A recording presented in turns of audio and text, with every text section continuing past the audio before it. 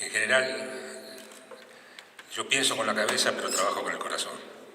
Y este trabajo lo hice con más corazón todavía, porque es el trabajo sobre un colega que respeté mucho, mucho. Y decidimos hacer la historia en este lugar, en donde nació, en este club donde jugó, al básquet acá, en Comercial, esa mamá costurera, empedernida lectora de libros de la Biblioteca Popular Mariano Moreno. Así que yo quiero agradecer a Sebastián, a Ana, a los chicos, a Morena, perdón que pusimos otro nombre en el documental, a Pedro, a Ramiro, que anoche le mandé el documental para que lo vea. Él está en Estados Unidos, está estudiando comercio exterior y juega al básquet en la Universidad de Arkansas y sueña con la NBA, que creo que sería el sueño cumplido de Rafael. Y agradezco al Consorcio de Puerto, a vos, Federico, por confiar en poder hacer estas cosas. Yo disfruto mucho hacer las historias de White.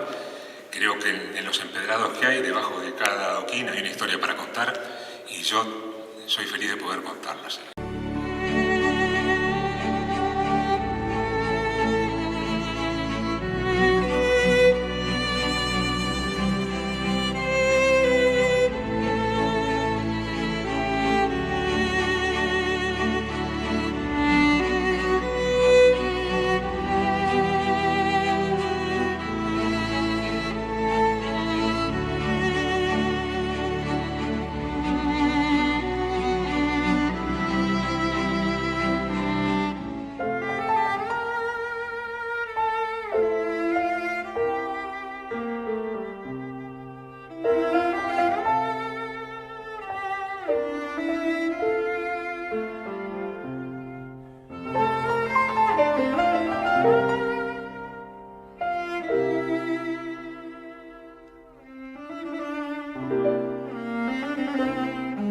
Tengo los recuerdos gratos que podés tener de la niñez, del Colegio Sarmiento, del Club Huitense, de ir los domingos a ver a Comercial, la pileta de Comercial en verano, el paseo del muelle, las cantinas, los barcos. Vos viste el programa mencionando los barcos. Yo me acuerdo que tenía así un sentido de atracción para mí ver esos barcos de banderas raras.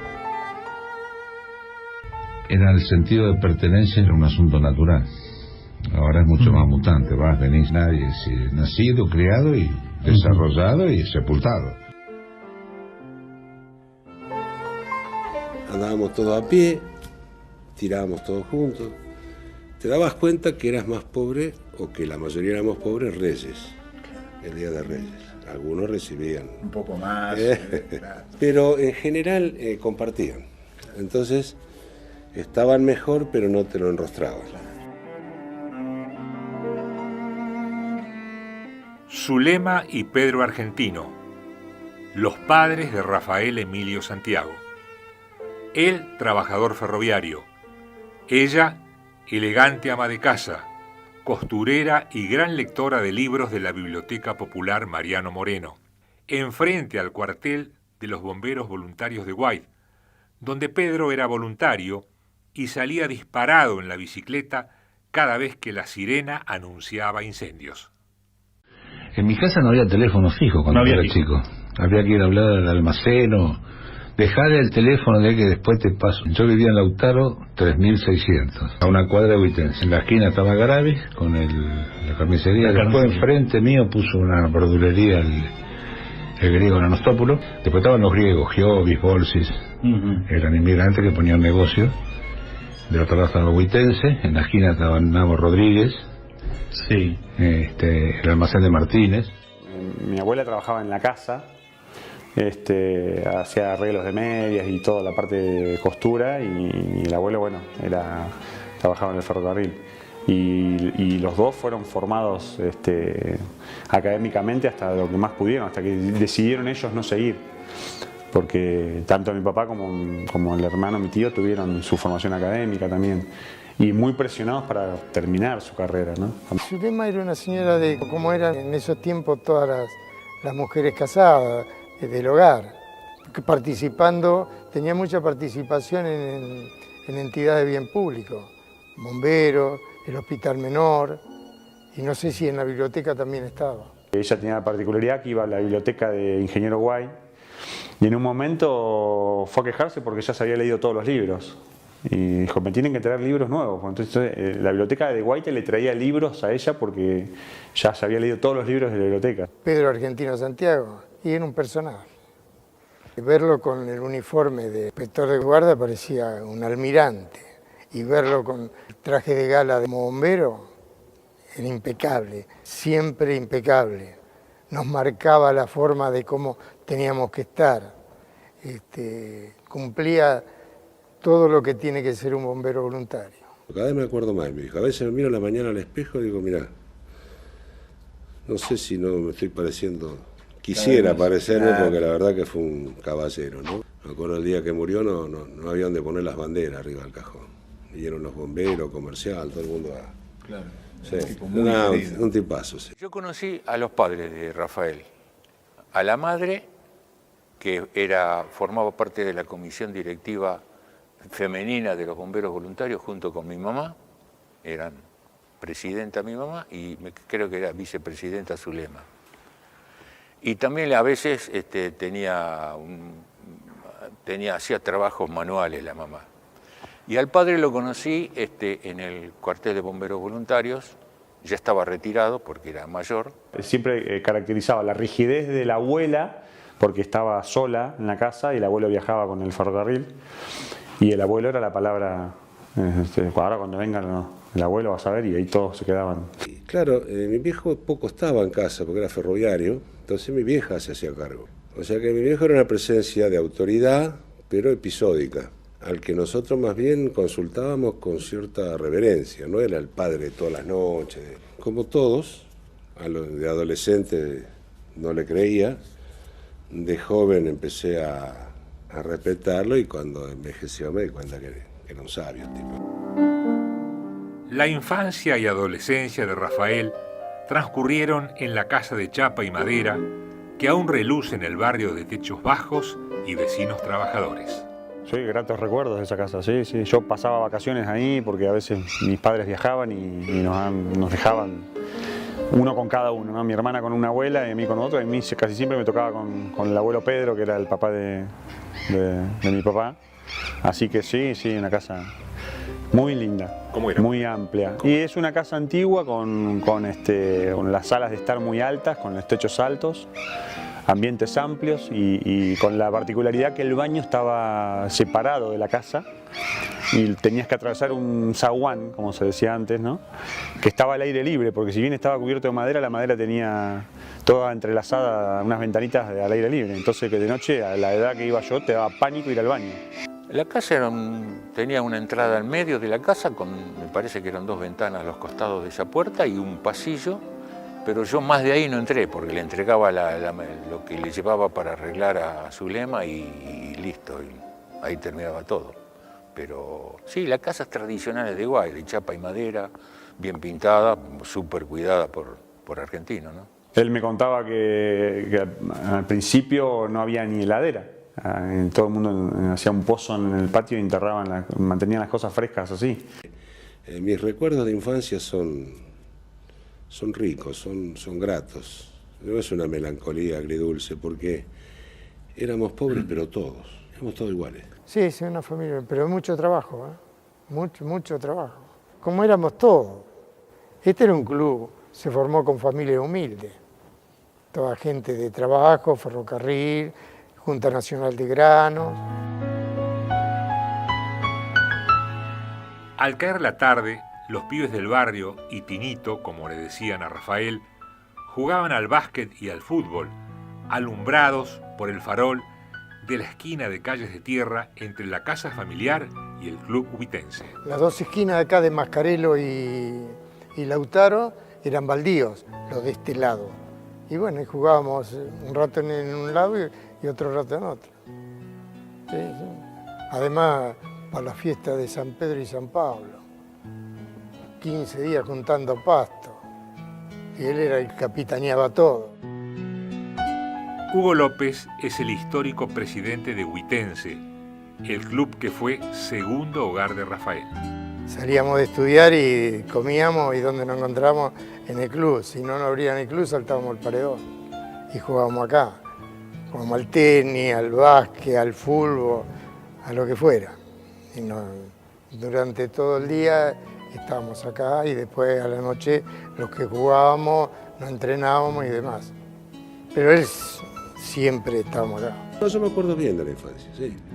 Éramos simplotes, muy de calle de tierra, éramos del club pobre de Guay, huitense, al fútbol y comercial, pero al básquet huitense. Ir a Bahía era casi una expedición. Nosotros teníamos el tren gratis, porque mi viejo era ferroviario, pero había que caminar hasta la estación. El colectivo pasaba por la esquina. Pero en general íbamos en tren. Y además íbamos a hacer algo. Si había algo que hacer, si no, no íbamos. Mi abuelo era fanático de Comercial, él jugó al básquet en Comercial y iba a ver la cancha y todo. Las cosas más fuertes de Comercial son esfuerzos individuales. La tribuna la hizo Martelini, la pileta la hizo Sconamilio, claro, y la cancha la hizo Negro Trujillo. Así, ¿lo querés o no lo querés? Negro Trujillo hizo la cancha. Hizo la cancha. Y Martelini hizo la tribuna muy bien hecha, porque fíjate que está ahí todavía, con visión de futuro, pero la hizo a favor del peor viento. ¿Cómo? Claro, porque el viento que te da en la cara es el viento sur.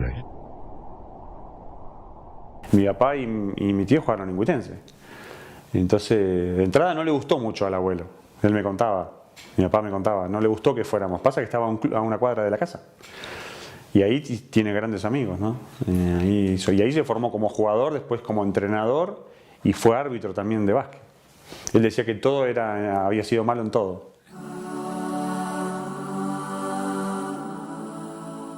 Yo era malo jugando al básquet, pero en el club fui árbitro, dirigí menores, era de la comisión de fiestas, barría la cancha.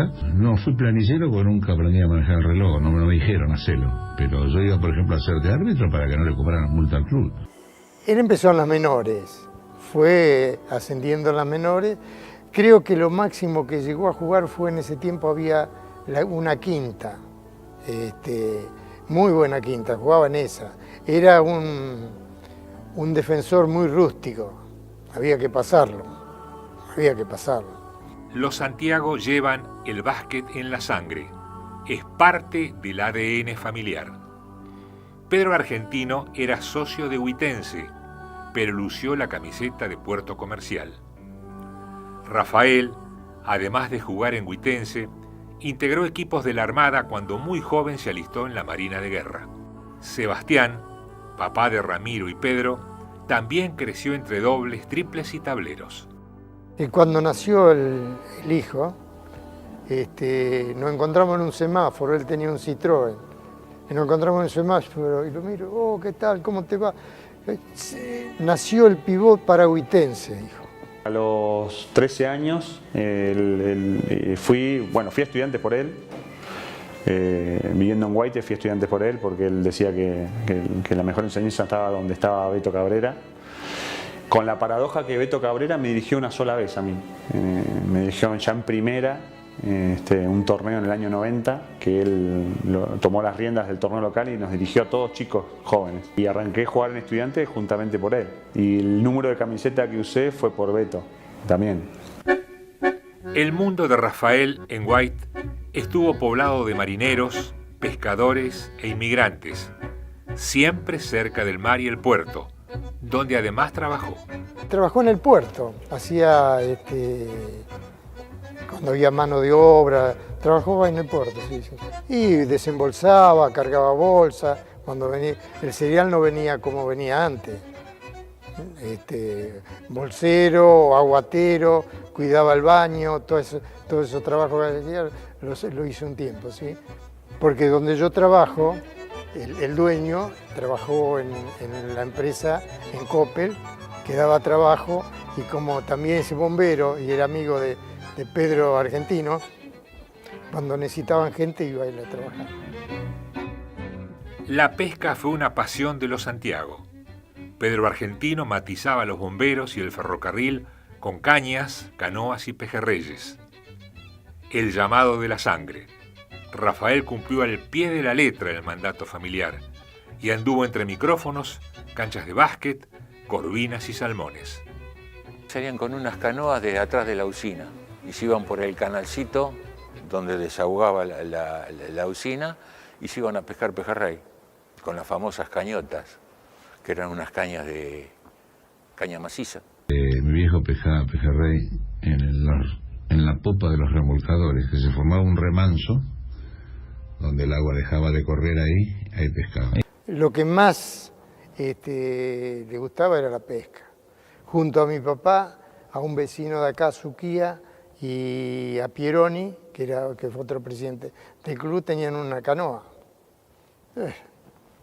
Recorrían el mar en remo. Y Tino en ese tiempo, Rafael, ya se veía que era muy apasionado por la pesca. O sea, iba mi papá, yo, el padre y él íbamos a pescar con esas cañas macizas que se cortaban, comunes, nada que ver con ahora. Mi abuelo me hubiera gustado ir a pescar, por ejemplo, que él era muy pescador, era pescador de bote de remo. Él iba en bote, se metía en remando y iba en medio de la ría, pescaba y volvía en bicicleta porque nunca tuvo auto. Sebastián Santiago conformó una familia de deportistas. Marina juega al vóley en Olimpo. Pedro recientemente se incorporó a Villamitre. Y Ramiro juega en un equipo universitario de Arkansas, en Estados Unidos, y sueña con la NBA. Passes to the right corner to Taki. 10 on the clock. Left corner, Romero for 3. He knocks it down. Ramiro Santiago with a dagger. Mi sueño más que nada. Yo desde chico ya quería jugar en la NBA. Y yo sé que llegando allá a una liga universitaria es lo más fácil para poder dar después el salto, digamos. Así que en el 2017 ya con mi viejo y mi abuelo y toda mi familia, con el apoyo de ellos empezamos a investigar y nada, se dio para que yo el 17 de agosto del 2018 vaya para allá. El abuelo lo apoyó en todo, todos lo apoyamos, la verdad, y este chico respondió excepcional porque está muy bien en el estudio, está muy bien en el juego, así que el abuelo estaba contentísimo. Siempre desde chico. Él empezó a ir a la cancha cuando yo era premini, escuelita, ya iba a la cancha hasta el día que yo me fui. Era el sueño de él ir a poder verme en Estados Unidos y ver el día que yo me gradúe, pero sí, siempre me dio consejos, siempre estuvo presente. Ramiro estudia comercio exterior en Estados Unidos, pero su meta hoy es el básquet, llegar a la NBA. Rafael disfrutaba mucho los frutos de su siembra. Siempre muy cercano. Yo siempre lo vi como mi abuelo, no como una figura en la sociedad, digamos, como mucha gente lo veía. Yo me acuerdo cuando era chico, a eso de los 9, 8 años, íbamos a ver a Weber Bahía con mi hermano y él nos llevaba porque tenía platea y la gente se paraba a saludarlo y nosotros no entendíamos por qué, ¿viste? Le decían cosas, le agradecían y nosotros no entendíamos mucho, pero yo siempre lo vi como mi abuelo, digamos.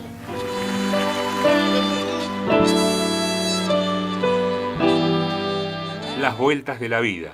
A la edad de Ramiro, Rafael Emilio Santiago se alistó en la Marina a bordo del destructor Rosales y en 1962 participó del bloqueo a Cuba, que casi desata la Tercera Guerra Mundial entre Estados Unidos y Rusia.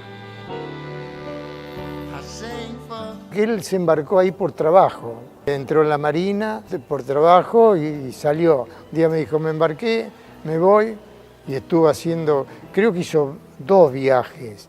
En las cartas que yo tengo que nos escribíamos, fue cuando se hizo el bloqueo a Cuba. Él participó de ese bloqueo. Después vino y largó todo. Largó todo. Él le gustaba comentar. Cuando uno se juntaba con él, se quedaba a escucharlo. En ese ínterin yo fui a Estados Unidos y le escribí a Huito López, vecino mío. Y Huito un día me dijo, ¿por qué no te dedicas a esto? Si te gusta tanto y está encima. Y fue a ver varios partidos, entonces me mandaba cartas, que yo las conservo, en las que me decía, pensar que acá hacen 100 puntos, una gente grande. Dice, juegan más fuerte que lo que jugamos nosotros, pero no juegan tan fuerte como juego yo. Sí, ahí me lo explica en la carta. Sí. Y cada cosa que veía, que podíamos, que él veía que no se veía acá, me lo comentaba. No había, como hubiera sido más fácil ahora, ¿no? Con mi WhatsApp y todo eso estaríamos todo el día hablando. Porque una carta tardaba como 14, 15 días. Rafael era un joven marino y ya redactaba cartas con precisión de cronista a su amigo del barrio, contando el básquet que veía y los deslumbraba en Estados Unidos. Después de 60 años a buen resguardo, esas cartas hoy por primera vez salen a la luz. Su hijo Sebastián las repasa en voz alta y puede considerarse la primera crónica periodística que anticipaba el futuro profesional de Rafael Emilio Santiago. Es impresionante ver la cantidad de puntos que meten por partido. En esta liga es raro que no lleguen a los 100 puntos. He visto muchos partidos personalmente y en TV y he notado mucha diferencia en relación con el que jugamos nosotros. Por ejemplo, juegan mucho más fuerte. Los fulls que hago yo aquí no se cobran. Tampoco cobran pierna o arrastre. En los tiros libres, las defensas saltan de adentro y los atacantes de afuera. No conocen el tiro con tablero, es decir, no lo emplean. En su totalidad, prefieren el jump shot o retenido que le llamamos nosotros. En esa forma tiran desde cualquier parte y son muy efectivos. Por tal razón, se hace muy difícil o casi imposible marcar a un atacante. Lo espectacular es la forma en que pican los ñatos estos. En el U2 empecé el 1 de agosto del 71, en Cali, Colombia, en los Panamericanos. Me mandaron de urgencia porque había que salir a romper la exclusividad que tenía otro medio, entonces no teníamos credencial, no teníamos hotel, no teníamos nada. Éramos los pioneros, fui con una escopeta, yo allá a ver qué pasaba. Me acuerdo, fui a la organización, me dieron un Boy Scout con una lanza, no me olvido más, que él me acompañaba porque conocía la ciudad. Y el día que, no sé cuánto habrá trabajado, bueno, a mí me hizo... como representante de básquet de Huitense, nos hizo en el U3 algunos reportajes, que había un micrófono en el medio y todo parado, no es como ahora, como cuando uno va. El día que cambió para el U2, lo encontré en la rotonda en ese tiempo, que ahí se juntaban todos, y me dice, te tengo que dar una noticia que todavía no la saben en mi casa. Digo, ¿qué pasó? Dice, me voy al Pulpo. Al Pulpo, digo. Ay, ¿qué es? No, entro a trabajar en el U2. Every time I sing this song. Rafael heredó de sus padres el placer por el cine, los libros y la música. Se deleitaba con los textos de Gabriel García Márquez, admiraba la música de Ray Charles y disfrutó escribir la columna diaria que durante años fue ícono en la mañana del U2 Radio Bahía Blanca. ¿Cuánto tiempo le llevó a escribir la columna? Y te digo la verdad, te vas a sorprender, 10-15 minutos. Yo lo he visto llegar 10:30, jugado y sentarse a escribirlo a máquina, y con esa máquina de escribir que le costó mucho la transición entre la Olivetti y la computadora, cuando la computadora para él no quiso, de entrada él no quería computadora, pero lo tenía en la cabeza. Era algo que yo le decía, papá, todos los días tenés que escribir algo. Sí, no, pero siempre hay un tema. Sí, él llegaba a 10:20, 10:25 y 11 menos cuarto ya lo tenía listo. ¿Sin apuntes? No, en el momento lo tipeaba todo y lo sacaba y corregía los errores pues la máquina tenía un error en una letrita, no me acuerdo qué era, y con una lapicera roja lo iba corrigiendo. Y eso mismo a los 5 minutos lo decía al aire. Sí, tenía mucha facilidad para eso. Es más, hasta hace poco él trabajó para La Brújula, la nombro, no hay problema. Y vos ibas a la casa y tenía en el cristalero 2 hojas, ¿no? Yo, ¿ya escribiste lo del miércoles? Sí, ya había escrito lo del miércoles, que lo decía por el U2 a la mañana, y lo del viernes, que lo iba a decir por La Brújula. Y no le gustara que se lo leyeran. Entonces yo agarraba y se lo leía. Ahora, ¿qué vas a decir? ¿Lo vas a leer? Digo, sí, lo leo. Y después me preguntaba, ¿te gustó? ¿Qué te pareció? Nada, sí, está buenísimo. Con Rafael se inició, digamos, amiguismo hace 30 años aproximadamente, cuando nuestra empresa, Codimat, auspiciaba un programa que él tenía, que era Equilibrio. De ahí nació una relación de amistad que se prolongó por un largo tiempo y que ya más que amigo para mí era un hermano. Tuvo sus amigos. Ahora, digamos, sobre el final, tuvo un par de amigos muy fieles, en el cual uno, bueno, lo perdió antes, que fue Luis Gatti. Tuvo por una enfermedad también. Y él a último momento, la última época, su mejor amigo fue Carlos Marinsalta y su grupo, con Betty Cabrera, la esposa de Beto, y todo un grupo de parejas que eran bastante amigos, viajaban juntos, les gustaba mucho ir a pescar.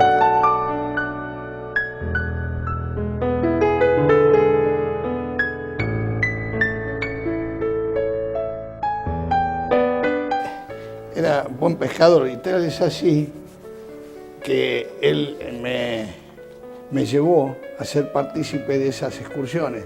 Yo no tan fanático, pero aprendí mucho de él. Él tenía su modelo de pescador que era Fontanella. Además eran amigos, ¿no? Y compartíamos varias jornadas de pesca. Hemos ido a pescar al Strobel, hemos ido a pescar al norte, hemos ido a pescar afuera en México, hemos ido a pescar a San Martín de los Andes, Junín de los Andes, la Villa La Angostura, Bariloche.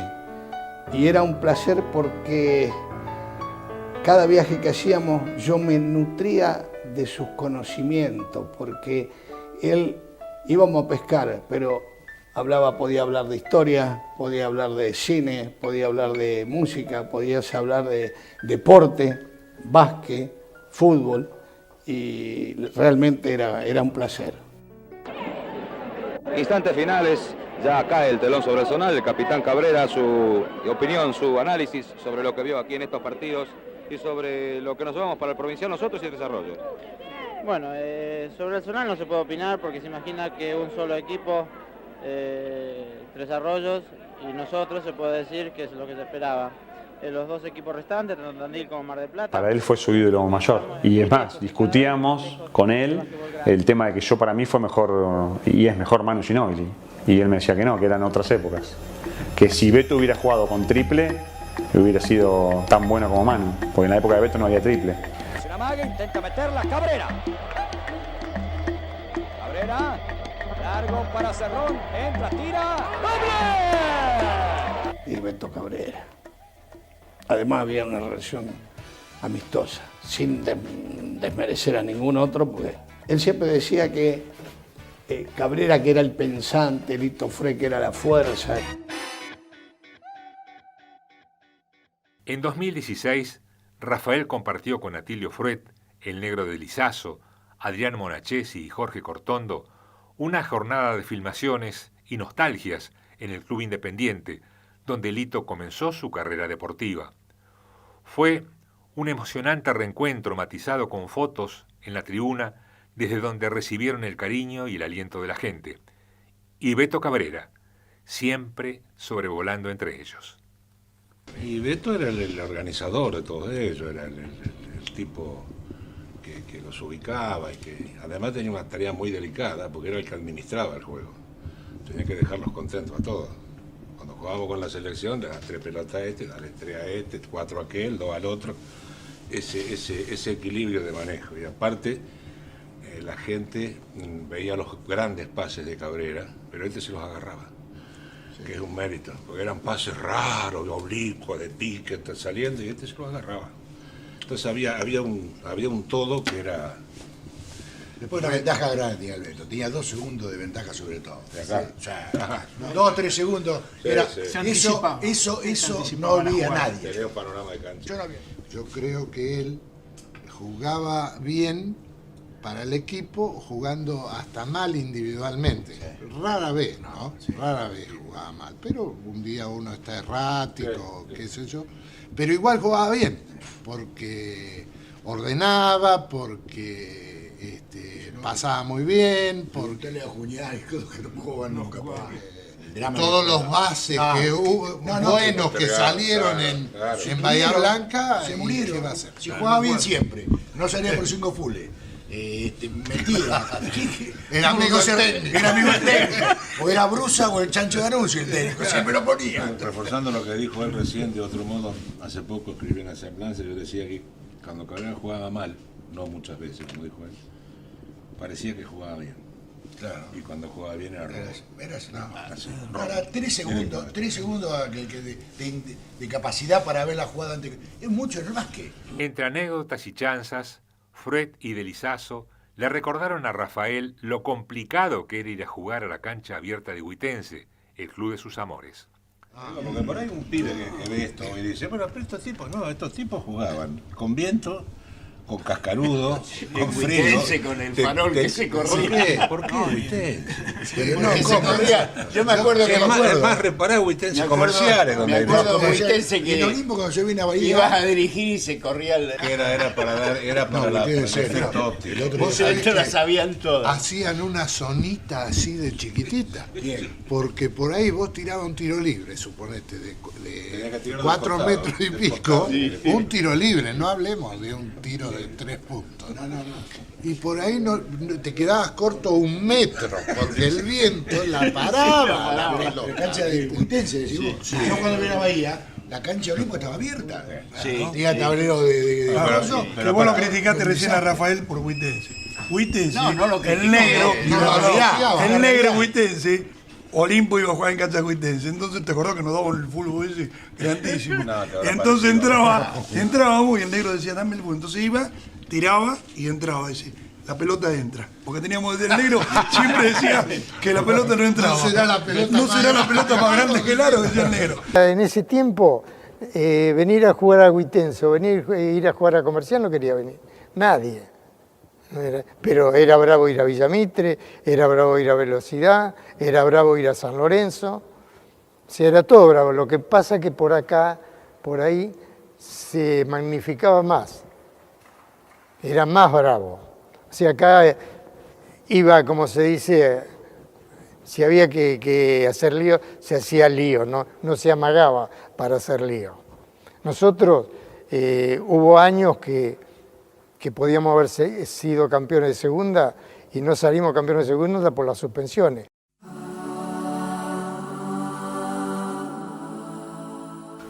A mí me hubiera gustado probar navegar un poco más. A mí me hubiera gustado ser oficial de un barco de pasajeros, por ejemplo. ¿Quién fue? Fue un ícono del periodismo, como ya te dije. Fue un fenómeno como persona. Fue un compañero ejemplar. Fue un buen esposo. Excelente padre. Mejor abuelo. ¿Qué te puedo decir? Es un espejo donde yo puedo mirarme con absoluta tranquilidad. Digamos, yo sé todo lo que él hizo ahora. Una vez que uno crece se da dando cuenta de lo que hizo mi abuelo, y realmente es un sueño para todos. Él fue todas las Olimpiadas del año, no me acuerdo bien el año, pero nada, él nos traía, me acuerdo que nos traía cosas de Japón 2008, o de Londres 2012, de todas las Olimpiadas, y era una locura.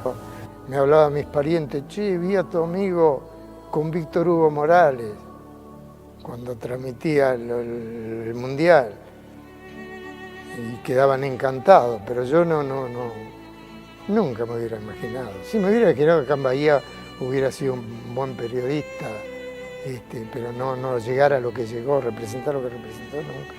¿Él sintió el reconocimiento de la gente? Sí, totalmente. Sí. A veces hasta demasiado. Por años evitamos ir a Montehermoso, o mi mamá evitó ir a Montehermoso porque era una que no podía caminar por la calle, a ese punto.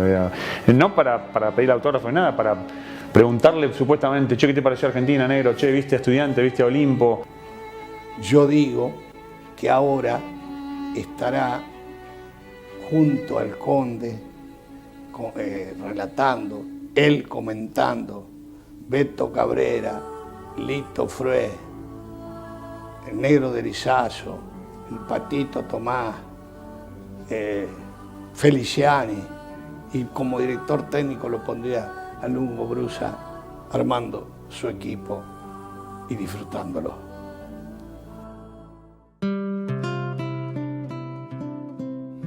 A mí me está pasando algo que debe ser propio de la edad. Cada vez me acuerdo más de mi viejo.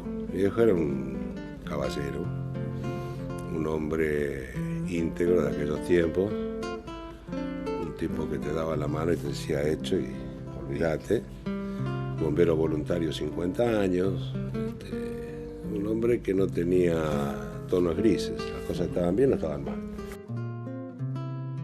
Y definía con simpleza casi todo, y a la larga de los años, después de dar vueltas y ciertas lecturas y haber seguido ciertas líneas de pensamiento y tener alguna decepción también, me acuerdo que mi viejo, dentro de su simpleza de un pueblo de obrero como era Guay, tenía muy claro todo. Cada vez me acuerdo más. Y cine, tenían un cine en Guaite, bastante famoso, que iban mucho. Mi papá era muy fanático del cine, así que película que salía iban. Mi mamá también iba por su cuenta. Después habrán ido juntos en un momento, pero se iba mucho al cine, sí. Le gustó mucho Cinema Paradiso, mucho le pegó en el corazón a nivel barrial. Él lo relacionaba mucho, decía que era Guaite eso, que el cine ese era como el cine que él vivió de chico. Detrás de estas paredes funcionó el Cine Jockey Club de Ingeniero White. Aquí Rafael y los pibes del barrio, desde butacas de madera y pisos crujientes, despertaron al mundo de ficciones y fantasías, como si fuera Cinema Paradiso, la película que lo cautivó, y un día ese mundo se hizo realidad. En el telón de paredes descascaradas de lo que fue el cine de la infancia, fotogramas sueltos hoy reviven la película de su vida.